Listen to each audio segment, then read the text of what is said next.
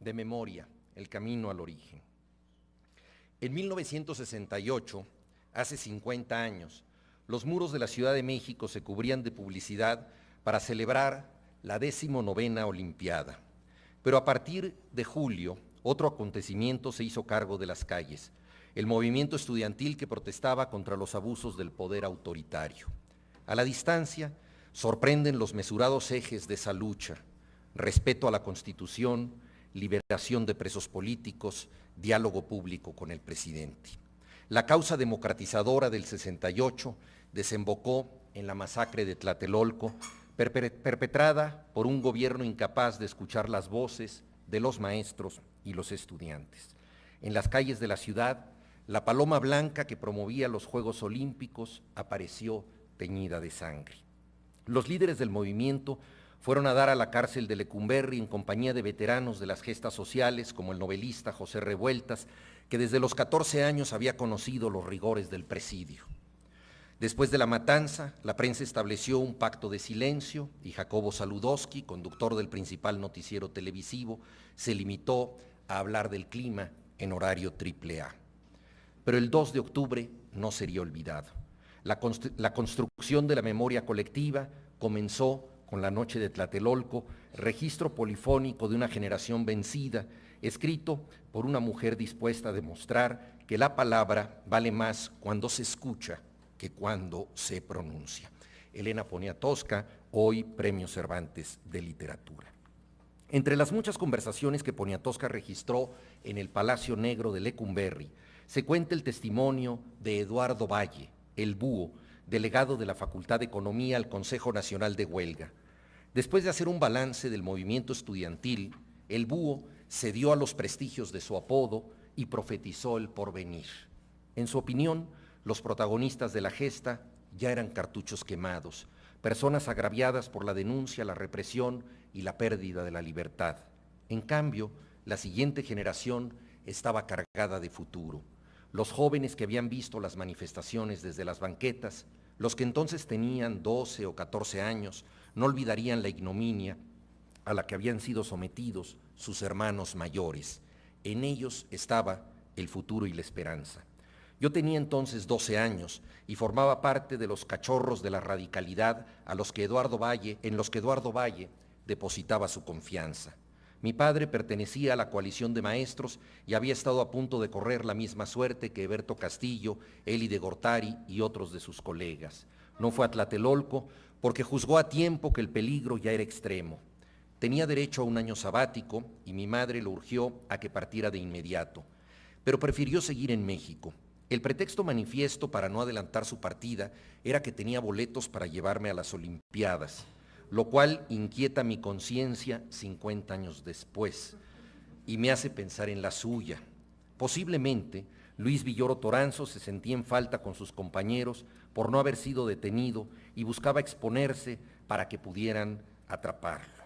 Durante toda su vida, mi padre luchó para convertir el invencible sentimiento de culpa que adquirió con los jesuitas en un solidario interés por los menos favorecidos. Dos propósitos se mezclaban en su ánimo. Quería cumplir la promesa de llevarme a los estadios y no quería alejarse de los maestros detenidos. En una ocasión fuimos a ver un entrenamiento de waterpolo en la alberca de Ciudad Universitaria y un hombre se acercó a decirle: ¿qué haces aquí? Estás en la lista negra. Varias veces se repitió la escena. En forma maquinal, mi padre respondía: estoy con mi hijo, como si el cumplimiento de la paternidad justificara los riesgos que corría. Yo, fuerza es decirlo, era ajeno a las tensiones del momento. Mi única obsesión consistía en ver saltar por los aires a la hermosa gimnasta rusa Natasha Kushinskaya. Pero algo se filtró en mi mente de 12 años.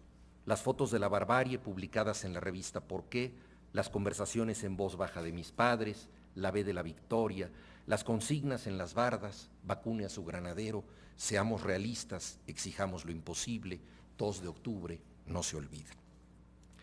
La lucha del ser humano contra el poder es la lucha de la memoria contra el olvido, escribió Milan Kundera. El presidente Gustavo Díaz Ordaz apostó a que la matanza se cubriera del manto protector del silencio, pero no advirtió lo esencial: los tanques en las calles no habían combatido personas, sino ideas. El 68 produjo cambios significativos en una sociedad anquilosada. Ese mismo año, Julio Scherer García asumió la dirección del periódico Excelsior para convertirlo en bastión de la crítica al poder.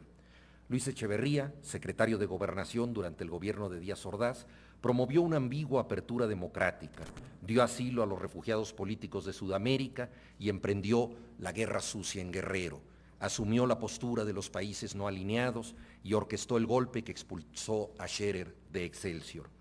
En un México de partido único que se debatía entre la reiteración del autoritarismo y la transformación hacia un horizonte más abierto, surgieron nuevas formaciones políticas, nuevas publicaciones, nuevos centros de enseñanza. Uno de los más significativos fue la Universidad Autónoma Metropolitana, amparada en un lema que alude a los favores de la memoria y las ilusiones del porvenir, casa abierta al tiempo. Mi padre fue el primer director de la División de Ciencias Sociales y Humanidades de la Unidad Iztapalapa. La pasión con que emprendió ese empeño tenía las mismas motivaciones que su participación en la coalición de maestros durante el movimiento estudiantil del 68 y en el Partido Mexicano de los Trabajadores, fundado por dos egresados de la cárcel de Lecumberri, el líder ferrocarrilero Demetrio Vallejo y el ingeniero Heberto Castillo. En uno de sus muchos retornos a la obra de José Revueltas, el poeta y ensayista Evodio Escalante se pregunta: ¿cómo se constituye un escritor? ¿Qué fuerzas en conflicto se anudan sobre el escenario que ha de permanecer en la penumbra de su obra? Poco más adelante señala que casi todos los asuntos que sirvieron de tema a José Revueltas sucedieron en una década intensamente formativa para él, la de los años 30. De modo equivalente, mi generación vivió en los años 70 del siglo pasado la primavera del alma, el momento de excepción en que hubo derecho al optimismo. El país, recién salido de la atrocidad de Tlatelolco, parecía disponerse a asumir un rostro diferente. La injusticia, la impunidad y la corrupción eran signos comunes, pero había una razonable confianza en el cambio. Hoy, en el México de Ayotzinapa y la Casa Blanca, recordamos con nostalgia ese pasado tan lleno de futuro. Parafraseando a Manuel Vázquez Montalbán, podemos decir: estábamos mejor contra el viejo PRI. Según enseña Charles Dickens, todos los tiempos son difíciles. La UAM surgió en años que no estaban libres de quebrantos, pero que permitían una compensación ilusoria. Entonces, las expectativas eran superiores a la realidad. Nos sentíamos autorizados a vivir en función de ideales que encarnarían en poco tiempo. Ingresé a la Unidad Iztapalapa en 1976. El campus mismo era una metáfora de la esperanza. La mayoría de las aulas estaban vacías y aguardaban estudiantes todavía futuros. Los planes de estudio se formulaban en tiempo real, no había luchas sindicales y tendrían que pasar algunos trimestres para que los profesores descubrieran que podían rivalizar. El escenario confirmaba que nos hallábamos ante una experiencia novedosa. En los alrededores no había nada. La Iztapalapa de los 8 barrios, el Cerro de la Estrella y el Fuego Nuevo estaba lejos del erial donde los alumnos plantábamos árboles para combatir las tolvaneras. Las únicas señas de civilización más o menos próximas tenían que ver con distintas formas de la escatología y el fin de todas las cosas: un tiradero de basura, una cárcel y un convento de monjas vicentinas. Estábamos lejos y eso realzaba nuestra diferencia. Los estudiantes de sociología recitábamos uno de los muchos mantras del marxismo: no es la conciencia lo que determina el ser, sino el ser social lo que determina la conciencia. Y sin embargo, en los pasillos desiertos de esa universidad recién creada, el ser social no era otra cosa que una conjetura académica. En 1976, año del golpe Excelsior y de la transición española, la UAM me proporcionó la mayor certeza intelectual de mi vida. No hay nada más significativo que ser un principiante. Entré a una universidad que apenas comenzaba e invitaba a cambiarlo todo. No conocí a un solo condiscípulo que no estuviera dispuesto a cumplir en su vida la última de las tesis sobre Feuerbach: cambiar el mundo.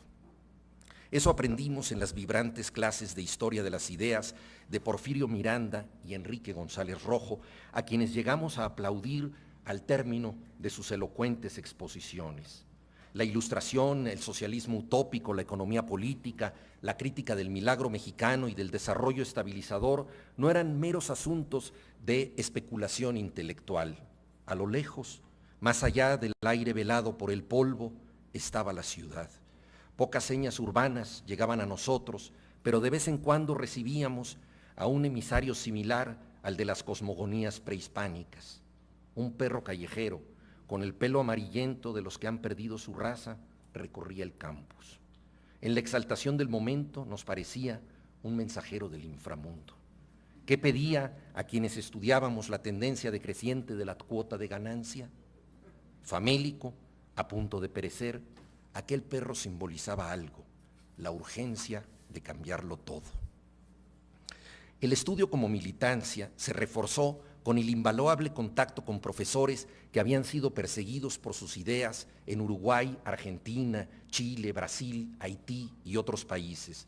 Rui Mauro Marini impartió un seminario sobre teoría de la dependencia y Néstor García Canclini amplió el horizonte de la antropología de la cultura. Nunca dejaremos de agradecer lo suficiente a esos maestros venidos de lejos que hicieron suya nuestra universidad. El destino depende de elegir ciertas opciones y cancelar muchas otras. Algún profesor de la UAM abandonó la cátedra para reinventar el mundo en la selva lacandona y pasar a la leyenda. La mayoría buscamos formas más sosegadas de expresar nuestra inconformidad.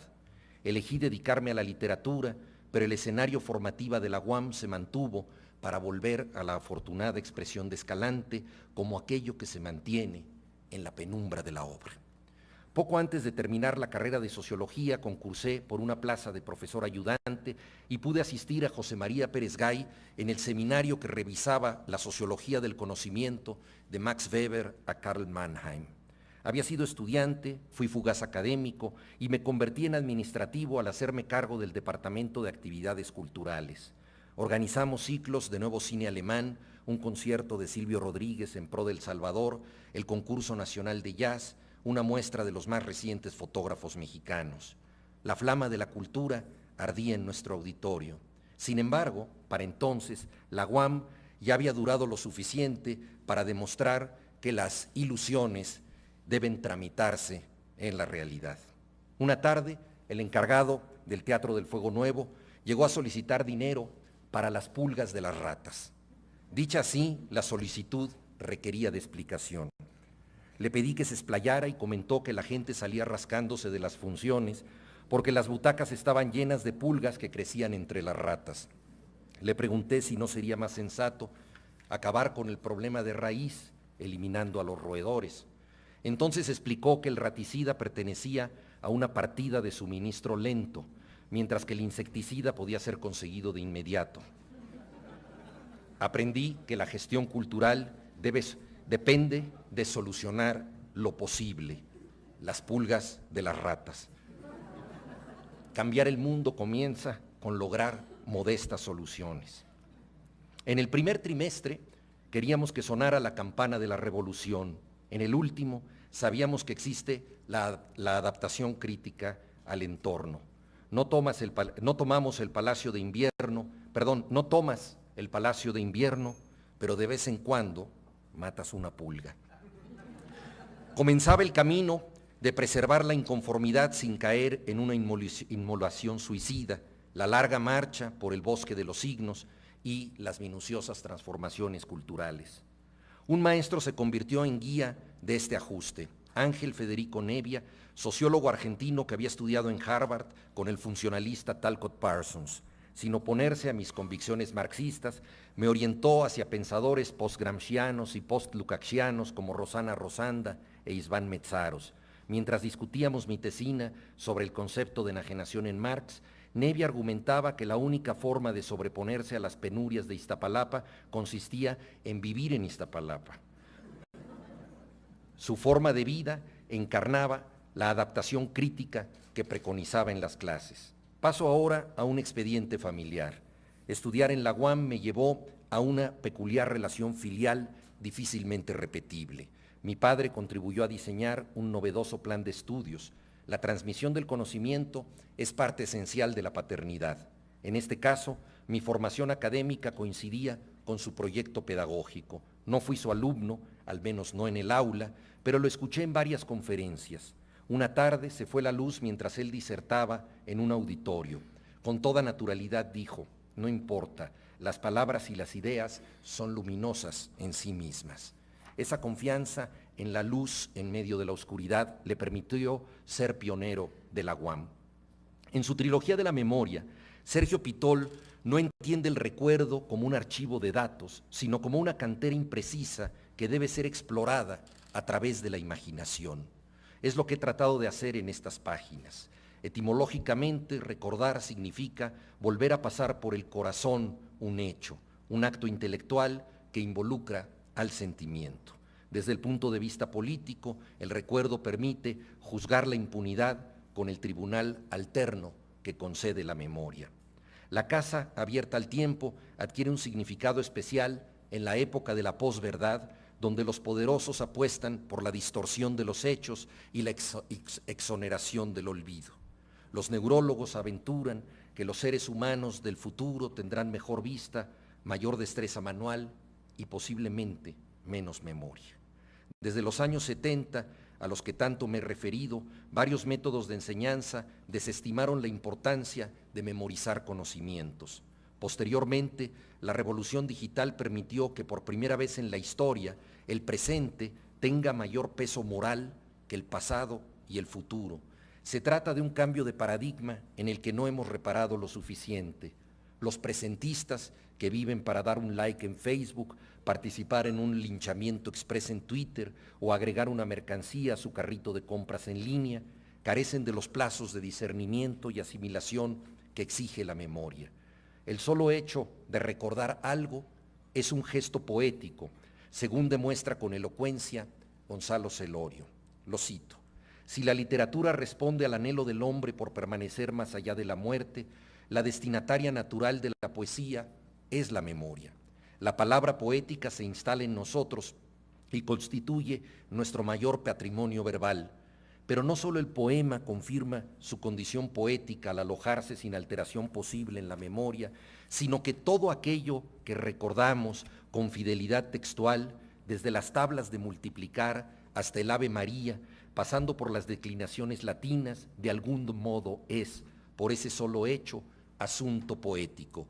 3 por 6, 18, rosa, rosae, rosae, rosam, rosa, rosa, Dios te salve, María. Defender la memoria es un acto de poesía y de justicia. La casa abierta al tiempo tiene el alto desafío de preservar el conocimiento crítico ante las fugacidades del presente y de prefigurar en su seno la sociedad futura. Una universidad pública debe ser el anticipo del país para el que prepara a sus alumnos. Mi tesina sobre el concepto de enajenación en Marx llevaba el subtítulo de El reino olvidado, inspirado en un epígrafe de Julio Cortázar. En algún rincón, un vestigio del reino olvidado. En alguna muerte violenta, el castigo por haberse acordado del reino. La memoria es una dignidad rebelde. Hace 50 años, los jóvenes tomaron las calles para oponerse al partido que hoy gobierna México. La UAM fue el resultado indirecto de esa osadía. La mayoría de las ilusiones de los años 70 no se cumplieron. Lo más grave es que no fueron relevadas por otras. Malos tiempos para la lírica, exclamó Bertolt Brecht en otra época de desencanto. Y pese a todo, resulta posible concebir otro porvenir. Los aztecas encendían el fuego nuevo en el Cerro de la Estrella para celebrar que el fin de un ciclo astronómico no acabara con la realidad. Un discípulo de Iztapalapa está obligado a creer en esa renovación.